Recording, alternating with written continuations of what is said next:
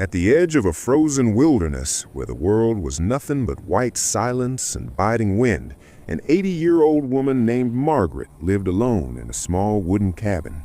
The snow-covered desert stretched endlessly around her, cold and unforgiving. Most people believed no one could survive here, especially not someone her age, but Margaret had been proving the world wrong for years. Her only companion was Shadow, an old black-and-white dog with tired eyes and unwavering loyalty. Every morning, Shadow would rise before her, listening for the sound of danger outside. The cold often dropped far below freezing, and the wind howled like a living creature, trying to tear the cabin apart.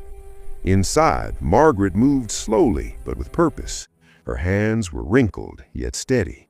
She gathered firewood she had stacked weeks earlier, feeding the fireplace piece by piece until warm orange flames filled the cabin.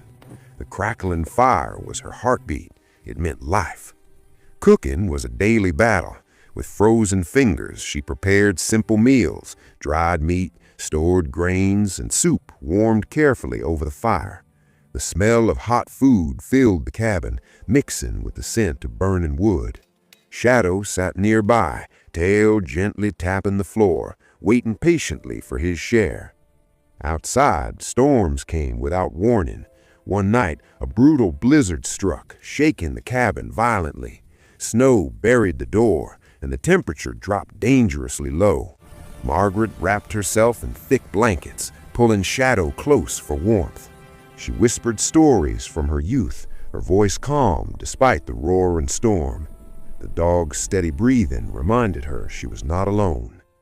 Days later, when the storm passed, Margaret pushed the door open with all her strength. The sky was clear and blue, sunlight reflecting off endless snow. She smiled softly. Survival wasn't about strength. It was about patience, preparation, and courage. As the fire burned once more and food simmered gently, Margaret sat beside Shadow, watching the flames dance.